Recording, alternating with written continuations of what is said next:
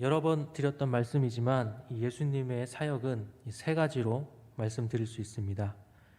하나님의 말씀을 가르치시고 또 복음을 전하시고 병을 고치신 사역이었죠. 그 중에서도 이 병을 고치신 기적을 통해서 많은 사람들이 예수님을 따라다니는 것을 우리가 계속해서 보아왔습니다. 오늘 말씀도 역시 그렇습니다. 오늘 본문은 어제 저녁 예배에서 나눴던 물 위를 걸으신 예수님 그 사건 이후로 이어지는 말씀입니다. 예수님께서는 제자들을 먼저 보내신 후에 모여들었던 많은 사람들을 해산시키셨습니다. 먼저 떠났던 이 제자들은 벳세다라고 하는 곳으로 향해 가고 있었습니다. 그런데 이 53절 말씀에 보니까 게네사렛 땅에 이르러 배를 정박한 것을 우리가 보게 됩니다.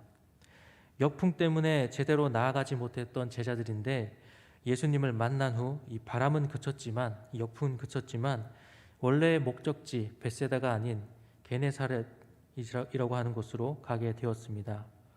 이 뜻하지 않았던 곳에 도착하게 된 것이죠. 오늘 본문에 기록된 말씀은 자세하게 그 사항들을 기록하고 있기보다는 굉장히 짧은 분량으로 기록이 되어 있습니다. 특히 예수님의 치유 사역에 대해서만 말씀하고 있고 또 굉장히 요약되고 압축된 내용으로 기록하고 있습니다. 하지만 오늘은 우리 말씀을 통해서 예수님의 치유와 또 고침받기 위해 따르는 많은 문의들에 대해서 나누면서 우리에게 주시는 교훈은 무엇인지 함께 보고자 합니다. 54절 말씀을 보면 예수님께서 배에 내리시자 사람들이 곧 그분이 예수님이신 줄을 알았습니다. 예수님은 적어도 이 마가복음 안에서 이 게네사렛에서는 게네사렛이라는 땅을 처음으로 오셨습니다. 이 제자들과 함께 있어서는 원래 가려고 하던 곳이 아니었기 때문에 이 뜻밖의 장소가 되는 것이죠. 그럼에도 불구하고 사람들은 예수님이 배에서 내리시자마자 그 즉시 예수님이심을 알아보았습니다. 그리고 나서 사람들은 열광적으로 예수님을 따라다니는 것을 우리가 보게 됩니다. 55절 말씀에는 예수님이 어디에 계시다라고 하는 이 말만 들리면 그곳이 어디든지 이 사람들이 몰리게 되는 것을 보게 되죠. 온 지방으로 달려 돌아다녔다라고 말씀하고 있습니다. 혼자만 온 것이 아니라 병든 자를 들것에 싣고 따라다녔습니다. 그곳에 예수님이 없으시고 이미 가셨다면 다시 병든 자를 들고 다른 곳으로 옮겨 다녀야 했습니다. 이렇게 예수님을 만나서 치유받은 사람들은 예수님을 아는 것으로부터 시작했습니다. 배에서 내리신 예수님을 즉시 알았을 때에 라고 말씀하고 있는데 그 알았다라는 것은 경험을 통해서 혹은 또 배워서 아는 것을 의미합니다. 어떤 사람들은 다른 곳에서 예수님을 만났던 사람도 있을 것이고 그 다른 사람이 치유받는 그 장면을 직접 목격했던 사람도 있을 것입니다. 그로 인해 예수님이 병자들을 낫게 하실 수 있는 분이라는 것을 눈으로 확인하고 알았던 것이죠. 사실 이러한 사람들의 반응은 이 제자들의 모습과 굉장히 반대되고 있습니다.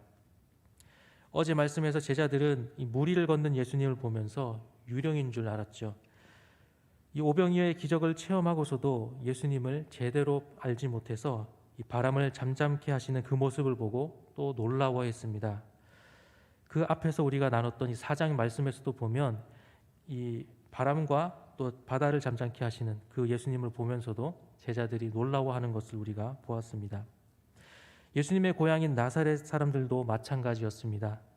예수님의 어린 시절을 기억하던 사람들은 예수님을 제대로 알지 못했습니다.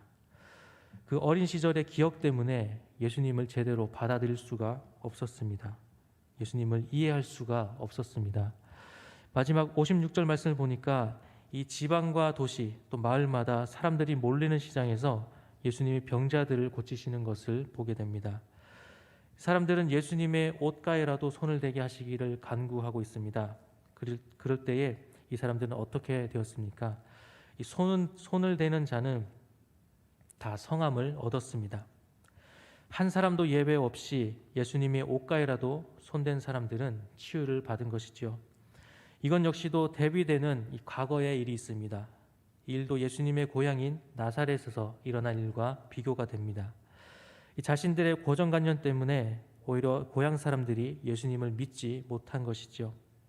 이로 인해서 예수님은 많은 사람들이 아니라 이 소수의 사람들만 안수하여 병을 고치셨다라고 말씀하고 있습니다.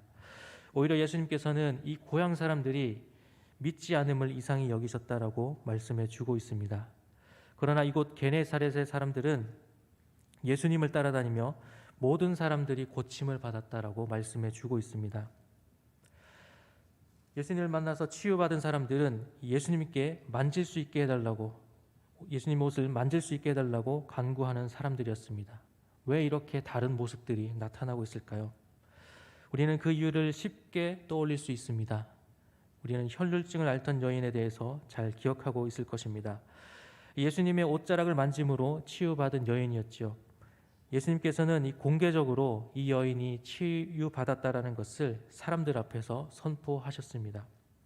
이 여인과 또 그곳에 있던 많은 사람들은 그 사건을 열심히 또 증거하고 또 알렸을 것입니다. 그래서 이 일이 많은 이들에게 알려진 것이죠. 이미 많은 곳에 퍼져 있었을 것입니다. 하지만 이들이 단지 소문만을 쫓아서 예수님의 옷가에라도 손을 대기를 원한 것은 아니었습니다. 게네사렛 사람들에게 일어난 이 치유의 역사에는 예수님에 대한 그들의 믿음이 있었습니다.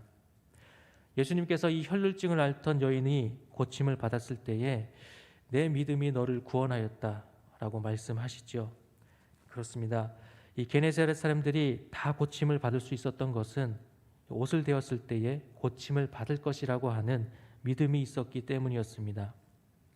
우리는 오늘 게네사렛에서 있었던 이 짧은 기록을 통해서 우리가 함께 말씀을 나눴습니다. 예수님께서 병을 고치신 것은 고통받고 신음하는 사람들을 긍휼히 여기셨던 것, 그 이유도 있습니다. 하지만 그것만은 아니었습니다. 이 당시 사람들에게는 이 죄 때문에 병을 얻는다라고 생각하는 인식이 있었습니다. 죄가 가득한 이 세상에서 신음하고 있던 사람들을 고치심으로 죄 가운데서 구원하시는 예수님을 그 스스로 예수님이 자신을 나타내주는 것이었습니다. 그리고 그 고침을 받기 위해서는 믿음이 있어야 했습니다. 예수 그리스도를 믿는 믿음으로 말미암아 구원을 얻는 그 모습을, 그것을 예수님께서 직접 보여주신 것이죠. 이 말씀을 우리에게 적용하면 어떻습니까? 우리가 예수 그리스도 안에 거하기 위해서 혹은 영적으로 치유받기 위해서는 어떻게 해야 하겠습니까? 먼저 예수님을 알고 또 보아야 합니다.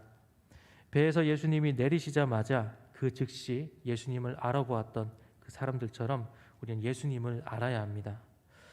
우리는 이미 예수님을 알고 있죠. 그렇기 때문에 우리는 아는 것으로 그치지 않고 예수님을 보아야 합니다. 말씀을 보아야 한다라는 것입니다. 말씀이신 예수를 증거하는 이 말씀을 통해서 우리는 예수님을 알 수가 있습니다. 그리고 나서 우리는 어떻게 해야 합니까? 나를 인정하고 또 구해야 합니다. 나는 예수 안에 살지 않으면 안 되는 죄인이라는 것을 인정해야 합니다. 또는 내가 치유받아야 할 사람이라는 것을 인정해야 합니다. 많은 이들이 예수님을 수소문하며 따라다닌 것은 무엇을 의미합니까? 내가 치료받아야 할 사람이라는 것을 알았기 때문이라는 것이죠. 지금 나는 아픈 몸으로 신음하고 있는 상태라는 것을 인정했기 때문에 이를 치유받기 위해서 예수님을 찾아 나서는 것입니다. 또한 인정하는 것으로 그치지 않고 우리는 간구해야 합니다. 옷이라도 손이 닿으면 고침을 받을 것이라고 하는 그 간절한 믿음, 또 치유를 간구하는 그 마음이 있어야 한다라는 것입니다. 오늘 우리는 짧은 말씀을 가지고 함께 나누었습니다. 우리가 이 말씀을 기억할 때에 우리 주 예수 그리스도를 알고 바라보고 또 인정하고 간구함으로 예수 그리스도 안에 거하는 또 영적으로 치유받을 수 있는 우리 모두가 되기를 소망합니다. 기도하시겠습니다.